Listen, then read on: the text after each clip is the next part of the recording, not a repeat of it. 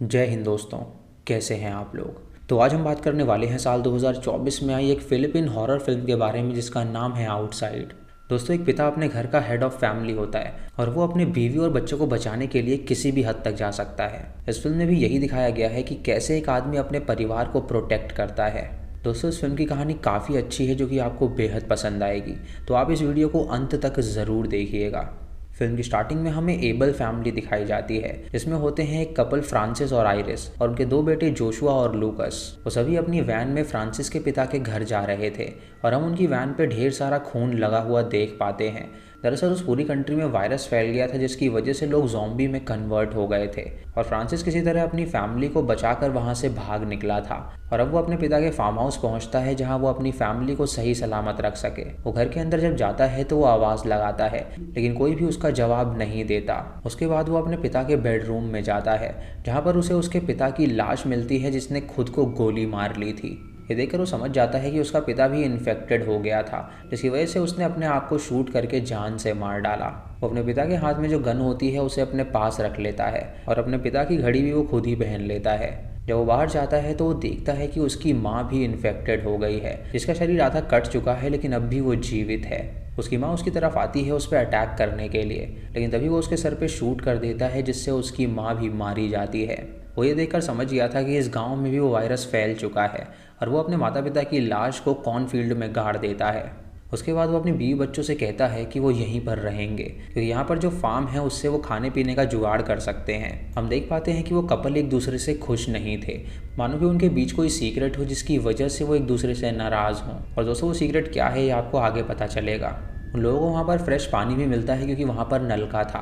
और कुछ देर बाद जोशुआ फ्रांसिस के पास आता है और उससे कहता है कि वो क्यों ना बार्न हाउस में चले, क्या पता उन्हें कोई काम की चीज़ मिल सके। ये सुन के वो उसकी बात मान लेता है और वो उसको लेकर बार्न हाउस में जाता है जहाँ पर वो केयर टेकर को आवाज़ लगाता है लेकिन केयर टेकर फांसी लगाकर वहीं पर मर गया था क्योंकि वो भी इन्फेक्टेड हो चुका था। वहीं पर वो कुछ चिकन्स को भी देख पाते हैं जो कि केज में बंद थी और फ्रांसिस जोशुआ से कहता है कि वो उस केयर टेकर की लाश के पास जाए और चाबी लेकर आए। और जोशुआ जब वहाँ पर जाता है तो वो काफ़ी ज़्यादा डर रहा था, इसकी वजह से उसकी लाश उसके ऊपर ही गिर जाती है। तभी जोशुआ बाहर जाता है और पानी से खुद को साफ करने लगता है और ये देखकर आइरिस फ्रांसिस से पूछती है कि आखिर उसके बेटे के साथ क्या हुआ है। तो वो बताता है कि उसके ऊपर लाश गिर गई थी। आइरिस उससे कहती है कि उसे वो ये सब ना सिखाए। तो वो उससे कहता है कि अगर यहाँ पे ज़िंदा रहना है तो उसे सारी चीज़ें सीखनी पड़ेंगी। वो अपने छोटे बेटे लूकस के लिए गन्ना लेकर आता है और वो उसे कहता है कि वो उसे खाकर देखे, उसे काफ़ी ज़्यादा पसंद आएगा। और जब वो गन्ने को खाता है तो उसे वो काफ़ी ज़्यादा स्वीट लगता है। यहाँ पर हम ये देख पाते हैं कि फ्रांसिस जोशुआ से ज़्यादा प्यार लूकस को करता था। और दोस्तों, इसके पीछे एक बहुत बड़ा सीक्रेट था। उसके बाद आइरिस फ्रांसिस को लेकर एक बेसमेंट वाले रूम में जाती है जहाँ पर जब फ्रांसिस उस रूम को देखता है तो वो काफ़ी ज़्यादा डर जाता है। उस रूम के अंदर जाते ही उसे पसीने आने लगते हैं क्योंकि दरअसल बचपन में उसका पिता अक्सर उसे मारा पीटा करता था और हमेशा वो उसे इस रूम में ही लॉक रखता था और अपने पिता का टॉर्चर सहकर ही वो बड़ा हुआ था, जिससे भी आज भी उस रूम के अंदर जाने से उसे काफ़ी ज़्यादा डर लगता था। अब रात को जब वो सभी डिनर कर रहे होते हैं तो जोशुआ को वहाँ पर एक रेडियो मिलता है और वो रेडियो को प्ले करने लगता है जो कि फ्रांसिस को बिल्कुल पसंद नहीं आता। फ्रांसिस उससे कहता है कि पहले वो अपना डिनर ख़त्म करे और उसके बाद वो रेडियो से खेले। तभी जोशुआ उनसे कहता है कि उसकी गर्लफ्रेंड एलिस ने उसे टेक्स्ट किया था और उसे बताया था कि उसके माता पिता पहाड़ की तरफ आगे बढ़ रहे हैं क्योंकि उनका मानना है कि वहाँ पर कोई ना कोई कैंप ज़रूर होगा। फ्रांसिस उससे कहता है कि वो किसी कैंप में नहीं जाने वाले, ये फार्म उनके लिए एक तोहफा की तरह है जहाँ से उन्हें खाना मिल जाएगा और कैंप में वो किसी कुत्ते बिल्ली की तरह ज़िंदगी नहीं जी सकते। इसीलिए उसका ये मानना है कि उन्हें यहाँ से कहीं पर भी नहीं जाना चाहिए। आइरिस को फ्रांसिस की ये बात बिल्कुल भी अच्छी नहीं लगती क्योंकि वो भी चाहती थी कि वो इस जगह से बाहर निकले। रात को जब वो अपने रूम में जाते हैं तो आइरिस फ्रांसिस से कहती है कि वो जोशुआ के साथ थोड़ा नरमी से पेश आए। तो फ्रांसिस उससे कहता है कि वो चिंता ना करे, वो उसका भी ख्याल रखेगा। रात को फ्रांसिस जब सो रहा होता है तो अचानक से उसे अपने पिता की याद आती है जहाँ पर वो देखता है कि उसका पिता उसे बहुत टॉर्चर कर रहा है। ये देखकर वो तुरंत उठ जाता है और वो अपनी वाइफ को गले से लगा लेता है। अगली सुबह वो काफ़ी डर गया था और वो कहता है कि उन्हें यहाँ से निकलना चाहिए क्योंकि इस घर में उसे बहुत ही बुरे सपने आते हैं जिसकी वजह से वो यहाँ पर नहीं रुक सकता। अब वो सभी वैन से तुरंत वहाँ से जाने के लिए निकल जाते हैं लेकिन जब वो एक ब्रिज पे पहुँचते हैं तो देखते हैं कि वहाँ पर नाकाबंदी लगी हुई है। फ्रांसिस ये देखकर कहता है कि उन्हें वापस घर चलना चाहिए लेकिन आइरिस उससे कहती है कि वो उस बैरिकेड को तोड़ने के लिए जा रही है। फ्रांसिस उसे रोकने की कोशिश करता है लेकिन वो बिल्कुल भी नहीं रुकती और वो बाहर जाकर उस बैरिकेड को तोड़ने लगती है।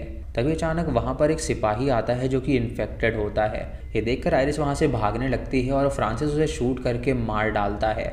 अब गोली की आवाज़ सुन के वहाँ पे मौजूद सभी ज़ॉम्बीज़ उनका पीछा करने लगते हैं। फ्रांसिस जब देखता है कि वो उसके बच्चों की तरफ जा रहे हैं तो वो उनका ध्यान भटकाता है और उनकी तरफ एक ग्रेनेड फेंकता है, जिससे कि उन सबके चीथड़े उड़ जाते हैं। अब उनकी गाड़ी स्टार्ट नहीं हो रही थी, जिसकी वजह से वो पैदल ही घर वापस आ जाते हैं और अब उनके पास कोई भी चारा नहीं था वहाँ से बाहर निकलने का। अगली सुबह फ्रांसिस वापस से उस ब्रिज पर जाता है जहाँ वो अपनी गाड़ी को ठीक कर देता है, जो कि अब चलने के काबिल हो गई थी। लेकिन फ्रांसिस चाहता था कि उसका परिवार वहाँ से बाहर ना निकले, इसीलिए वो घर आके अपनी वाइफ को झूठ कहता है कि वो गाड़ी स्टार्ट ही नहीं हो रही है, जिसकी वजह से अब उन्हें यहीं पर रहना पड़ेगा। रात को वहाँ पर लाइट भी ले आता है और एसी भी ऑन कर देता है और बच्चों के साथ वो गाना बजा के नाचने लगता है। आयरिस ये देखकर समझ जाती है कि उसके मन में यही है कि वो लोग यहाँ पर रहें, लेकिन आयरिस ऐसा बिल्कुल भी नहीं चाहती थी। वो जानती थी कि बाहर कुछ लोग जिंदा हैं जिनके साथ वो सरवाइव कर सकते हैं, क्योंकि फार्म में उन्हें गन्ने के अलावा कुछ और खाने को नहीं मिलेगा। बच्चे जब अपने रूम में होते हैं तो जोशुआ डीवीडी प्ले करता है अपनी शादी की, और जब वो उसे देख रहा होता है तो आयरिस भी उसे देखती है। ये देखकर उसे अपनी शादी याद आ जाती है और वो दोनों किचन में ही इंटीमेट होने लगते हैं। वो दोनों बच्चे जब अपने रूम में होते हैं तो वो वहाँ पर पुरानी एल्बम्स को देखने लगते हैं, जहाँ पर एक फ़ोटो में फ्रांसिस अपने भाई डिएगो के साथ खड़ा हुआ था और लूकास अपने भाई को देखकर कहता है कि दरअसल वो डिएगो अंकल की तरह ही दिखता है। ये देखकर जोशुआ समझ जाता है कि आखिर उसके माता पिता अक्सर लड़ाई क्यों करते रहते हैं। दरअसल वो सीक्रेट यही था कि जोशुआ फ्रांसिस का नहीं बल्कि डिएगो का बेटा था। तभी फ्रांसिस उसे अपना बेटा नहीं मानता था और उसे बहुत ही बुरी तरह ट्रीट करता था, और जो दूसरा लड़का था लूकास, वो उसका बेटा था, इसीलिए वो उसे बहुत ज़्यादा प्यार करता था। जोशुआ वो एल्बम देखकर सब कुछ समझ जाता है कि उसके माता पिता के बीच क्या चल रहा है। अगली सुबह जब ये सभी उठते हैं तो फ्रांसिस अपनी वाइफ आयरिस से कहता है कि उसने जो भी किया है वो उसके लिए माफ़ी मांगता है, और आयरिस उससे कहती है कि वो भी उससे माफ़ी मांगना चाहती है। फ्रांसिस उसे माफ़ कर देता है और उससे कहता है कि अब वो एक नई शुरुआत करेंगे और वो यहीं पर रहेंगे और अपने बच्चों का ध्यान रखेंगे। उसके बाद वो बाहर जाता है अंडे लेने के लिए, लेकिन तभी वहाँ पर एक कुत्ता आ जाता है जो कि उसे काट के वहाँ से भाग निकलता है। फ्रांसिस जब अंदर आता है तो उसकी वाइफ उसके हाथ पर पट्टी बांधती है और वो उससे कहती है कि उन्हें यहाँ से निकलना ही होगा, क्योंकि उस कुत्ते के काटने की वजह से उसे रेबीज़ हो सकता है। लेकिन फ्रांसिस वहाँ से बाहर बिल्कुल निकलना ही नहीं चाहता था और वो उससे कहता है कि उस कुत्ते के ऊपर पट्टी बंधी हुई थी, यानी कि वो पालतू था जिसके काटने से उसे कोई बीमारी नहीं होने वाली। इधर जोशुआ रेडियो को कनेक्ट करने की कोशिश करता है और तभी उसका नेटवर्क मिल जाता है और वो डेल्टा कैंप के बारे में कुछ सुनता है। तभी वो अपने माता पिता को वहाँ पर बुलाता है और उनसे कहता है कि उसने किसी कैंप के बारे में सुना है, लेकिन उसका पिता उससे कहता है कि वो मनगढ़ंत कहानी ना बनाए, क्योंकि हर कोई बाहर मर चुका है और कोई भी जिंदा हो ही नहीं सकता, जिसकी वजह से कैंप भी एग्जिस्ट नहीं करते हैं। रात को डिनर करते समय भी उनका यही डिस्कशन चल रहा होता है, लेकिन फ्रांसिस उससे कहता है कि बाहर बहुत ज़्यादा खतरा है और वो नहीं चाहता कि उसकी फैमिली पे कोई आ जाए, और इस घर से ज़्यादा सेफ बाहर बिल्कुल भी नहीं है। अगले दिन जोशुआ फ्रांसिस के पास आता है, जहाँ वो उससे कहता है कि वो भी परिवार के लिए कुछ करना चाहता है, इसीलिए वो उसे फ्रीडम दे कुछ डिसीजन लेने का। लेकिन फ्रांसिस उससे कहता है कि वो अभी इतना बड़ा नहीं हुआ है जो वो डिसीजन ले सके। अगर फैमिली पे बात आई तो क्या वो किसी की जान ले सकता है? तो वो उससे कहता है कि हाँ, वो जान ले सकता है। ये सुन के वो उसे कॉर्न फील्ड्स में ले जाता है और उसके सामने एक जार रख देता है और उसे गन देकर वो कहता है कि वो शूट करे। जब जोशुआ शूट करता है तो वो मिस हो जाता है और उसके बाद फ्रांसिस उसके सामने ज़ोर से चिल्लाने लगता है, जिससे कि वो काफ़ी ज़्यादा डर जाता है और वो शूट करता है। और फ्रांसिस से इतना डरने लगा था कि वो बहुत ज़्यादा रोने लगता है। तभी आयरिस और लूकास भी वहाँ पर आ जाते हैं और आयरिस फ्रांसिस से कहती है कि वो उसके साथ ऐसा बर्ताव ना करे। लेकिन तभी वो लोग देखते हैं कि गोली चलने की आवाज़ सुन के वहाँ पे कई सारे ज़ॉम्बीज़ आ गए हैं जो कि उनका पीछा करने लगते हैं, तो वो तुरंत अपने घर के अंदर भाग जाते हैं। वो ऊपर वाले फ्लोर पे चले जाते हैं, लेकिन वो ज़ॉम्बीज़ उन्हें सूंघ सकते थे, इसीलिए वो उनके घर को तोड़ने लगते हैं। लेकिन तभी अचानक वहाँ पर एक बंदा आता है जो कि अपनी गाड़ी का हॉर्न बजाने लगता है और उसकी आवाज़ सुनकर वो ज़ॉम्बीज़ डाइवर्ट हो जाते हैं और वो उस गाड़ी का पीछा करने लगते हैं, जिससे इस फैमिली की जान बच जाती है। फ्रांसिस ये गाड़ी देखकर समझ गया था कि वो किसकी गाड़ी है और अगली सुबह वो नदी किनारे जाता है उससे मिलने के लिए। दरअसल वो फ्रांसिस के बड़े भाई डिएगो की गाड़ी थी और वो वहाँ पर आया था उन लोगों की जान बचाने के लिए। डिएगो उससे कहता है कि वो यहाँ पे अपने माता पिता से मिलने आया था, लेकिन फ्रांसिस उसे बताता है कि माता पिता दोनों मर चुके हैं। डिएगो उससे कहता है कि वो चाहे तो वो उनके साथ रुक सकता है उसकी मदद करने के लिए, लेकिन फ्रांसिस उससे नफरत करता था क्योंकि उसकी गैर मौजूदगी में उसने उसकी बीवी के साथ संबंध बनाया था। इसीलिए वो उसकी एक नहीं सुनता और उसे तुरंत वहाँ से जाने के लिए कहता है। डिएगो उसे मैप देता है और उससे कहता है कि अगर वो अपना विचार बदल ले तो वो नॉर्थ की तरफ जाए, क्योंकि उसने सुना है कि वहाँ पर एक कैंप है जिससे उनकी मदद हो सकती है। ये कह के वो तुरंत वहाँ से चला जाता है और फ्रांसिस तुरंत उस मैप को उठा लेता है, लेकिन वो अपने भाई की मदद नहीं चाहता था, इसीलिए वो फाड़ने के लिए जाता है। लेकिन तभी वो रुक जाता है और उस मैप को अपनी जेब में रख लेता है। उसके बाद फ्रांसिस वापस आता है और आइरिस को अपने भाई डिएगो का कोट दिखाता है, जिसे देखकर वो हैरान हो जाती है और घर में चली जाती है। फ्रांसिस जानता था कि वो ज़ॉम्बीज़ उन पे कभी भी हमला कर सकते हैं, इसीलिए वो खिड़कियों में लकड़ी लगा देता है ताकि कोई भी ना अंदर आ सके और ना ही बाहर जा सके। इधर लूकस खेलते हुए बेसमेंट में पहुंच जाता है, जहां पर खिड़की के रास्ते से वो ऊपर एक ज़ॉम्बी को बैठा हुआ पाता है। लेकिन उसकी माँ वहाँ पर आकर उसे समझाती है कि वो अब बूढ़ा हो चुका है तो वो ज़्यादा तेज़ नहीं भाग सकता। दरवाजे के बाहर फ्रांसिस उनकी सारी बातें सुन लेता है और वो तुरंत उस ज़ॉम्बी के पास जाता है और उसका सर काट देता है। और उसका कटा हुआ सर लेकर वो अपनी फैमिली के पास आता है और उनसे झूठ कहता है कि वो ज़ॉम्बी काफ़ी आक्रामक हो गया था, जिसकी वजह से उसे उसका सर काटना पड़ा। लेकिन आइरिस ये बात जानती थी कि वो झूठ कह रहा है, क्योंकि वो इतना बूढ़ा ज़ॉम्बी था जो कि उस पर अटैक कर ही नहीं सकता था, और वो ये झूठ इसीलिए बोल रहा है ताकि वो लोग यहाँ से बाहर ना जा सकें। उसके बाद फ्रांसिस जब नहाने के लिए जाता है तो जोशुआ उसके रूम में आ जाता है, जहाँ पर वो उस मैप को देख लेता है जो कि डिएगो ने उसे दिया था। तभी फ्रांसिस बाहर आता है और उसे वहाँ से भगा देता है।